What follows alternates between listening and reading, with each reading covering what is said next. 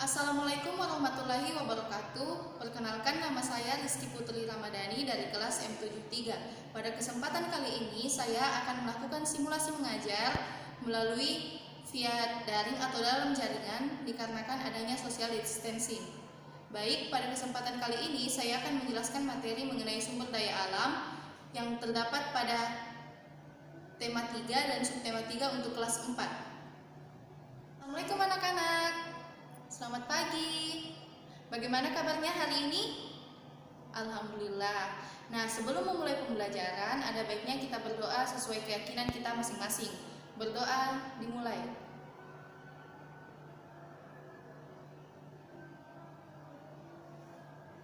Berdoa selesai. Nah, sebelum memulai pembelajaran, Ibu ingin melihat siapa saja sih yang hadir dalam kelas online Ibu hari ini. Armanita, Astri, Dewi, Isna. Alhamdulillah semuanya hadir ya nak. Nah, sekarang Ibu akan mengajarkan kepada kalian materi mengenai sumber daya alam. Nah, materi sumber daya alam ini terdapat pada pembelajaran IPA dan IPS. Jadi pembelajaran hari ini adalah tematik ya.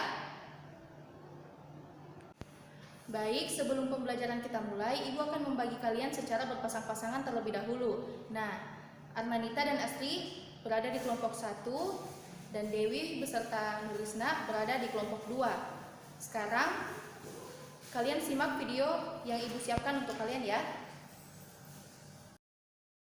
Sumber daya alam. Halo teman-teman, salam Neobi. Ada 3 hal yang perlu kita ingat tentang sumber daya alam. Pertama, pengertian sumber daya alam.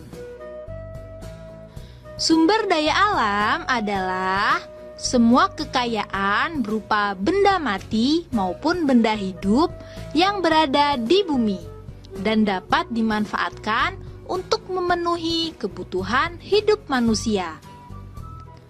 Kedua, macam-macam sumber daya alam.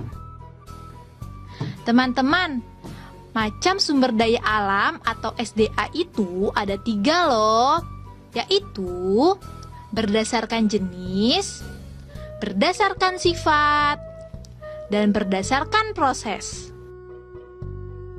Berdasarkan jenisnya ada sumber daya alam hayati dan non-hayati. Apa ya perbedaannya? Sumber daya alam hayati itu sumber daya alam yang berasal dari makhluk hidup. Contohnya, tumbuh-tumbuhan dan hewan. Manfaat bagi manusia antara lain sebagai bahan makanan.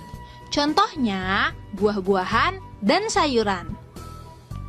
Sebagai obat-obatan yaitu ginseng dan jahe.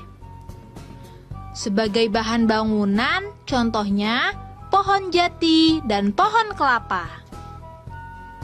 Sedangkan sumber daya alam non-hayati yaitu sumber daya alam berasal dari makhluk tak hidup. Contohnya air, sinar matahari, dan tanah. Manfaatnya bagi manusia antara lain sumber minuman. Contohnya air mineral. Sumber penerangan, contohnya sinar matahari. Bahan bangunan, contohnya tanah atau pasir. Selanjutnya, kita akan membahas sumber daya alam berdasarkan sifatnya. Ada sumber daya alam yang terbarukan dan sumber daya alam tak terbarukan. Sumber daya alam terbarukan adalah sumber daya alam yang dapat disediakan kembali setelah habis digunakan. Sumber daya alam terbarukan mempunyai sifat pulih kembali. Dengan sifat pulih tersebut, sumber daya alam dapat terus digunakan. Contohnya, air, tumbuhan, dan hewan. Air termasuk terbarukan karena selalu mengalami pembaruan. Pembaruan tersebut terjadi melalui siklus air. Tumbuhan dan hewan merupakan sumber daya alam terbarukan karena mengalami pembaruan juga loh. Pembaruan tersebut terjadi karena tumbuhan dan hewan dapat berkembang biak. Sumber daya alam tak terbarukan adalah sumber daya alam yang sulit disediakan kembali setelah habis digunakan. Sumber daya alam tak terbarukan sifat pulihnya sangat lama. Untuk penyediaannya pun perlu proses yang panjang, seperti pengeboran, pengolahan, dan lainnya. Sehingga apabila telah habis terpakai, sumber daya alam ini sulit disediakan kembali. Oleh karena itu, pemakaiannya harus dihemat ya. Contoh sumber daya alam tak terbarukan antara lain batu bara dan BBM. Batu bara dimanfaatkan sebagai bahan bakar pembangkit listrik, produksi besi, dan baja, bahan bakar pembuatan semen, dan lainnya. Sedangkan BBM itu bermanfaat sebagai bahan bakar kendaraan, bahan bakar kompor, dan lainnya. Sekarang kita akan mempelajari sumber daya alam berdasarkan prosesnya. Apa saja ya? Sumber daya alam berdasarkan prosesnya itu ada yang langsung digunakan dan ada yang tidak langsung digunakan.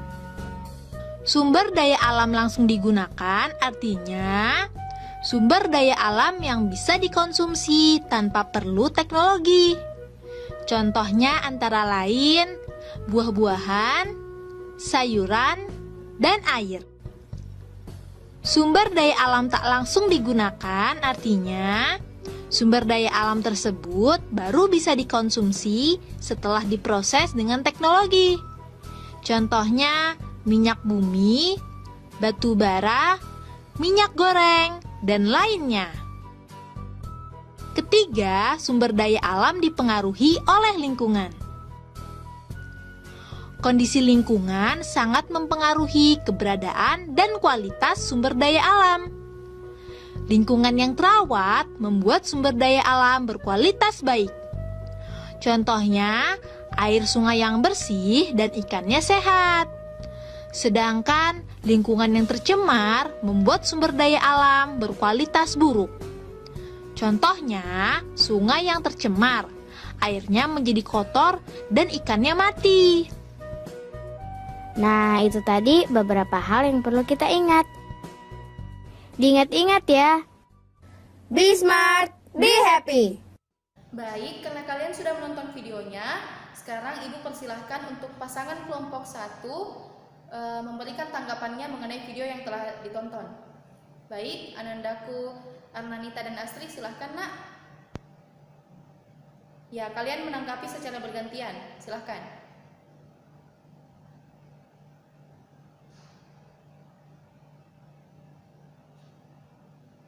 Nah, bagaimana tanggapannya dengan pasangan kelompok 2? Anandaku, Dewi, dan Nurisna? Jadi, Ibu akan menjelaskan kembali mengenai materi sumber daya alam berdasarkan video yang telah kalian tonton. Jadi, sumber daya alam adalah seluruh komponen atau hal yang dibutuhkan oleh manusia yang terdapat dari alam. Nah, sumber daya alam terbagi atas 2 jenis. Ada yang hayati dan non-hayati. Sumber daya alam hayati ialah sumber daya alam yang berasal dari makhluk hidup seperti hewan dan tumbuhan. Sedangkan sumber daya alam non-hayati adalah sumber daya alam yang merupakan benda mati. Contohnya minyak bumi, batu, tanah, dan lain sebagainya. Nah, sekarang ada yang tahu bagaimana cara melestarikan sumber daya alam? Nah, jadi salah satu cara melestarikan sumber daya alam ialah dengan membuang sampah pada tempatnya, melakukan reboisasi atau penanaman ulang, atau bisa juga melakukan tebang pilih. Jadi, pepohonan dan semua tumbuhan-tumbuhan tidak dipotong secara sembarangan.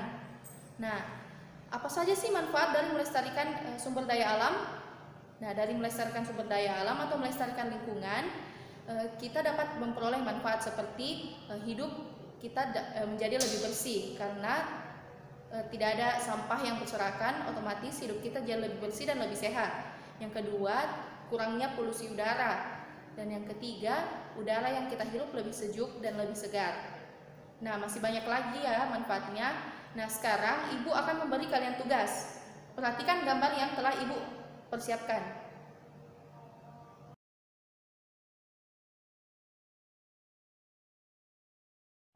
Nah, dari gambar tersebut terdapat dua sisi yang berbeda. Sekarang tugas kalian untuk menuliskan perbedaannya. Perbedaan dari dua sisi gambar tersebut dan tuliskan di LKPD kalian yang telah Ibu kirimkan secara online ya. Nah, ada pertanyaan sampai di sini? Apa ada yang kurang dimengerti? Baik, tidak ada. Alhamdulillah kalau begitu. Jadi kesimpulannya, kita harus menjaga lingkungan kita agar kita dapat hidup lebih sehat, dan lingkungan bersih atau lingkungan sehat dapat kita wariskan kepada keturunan kita kelak.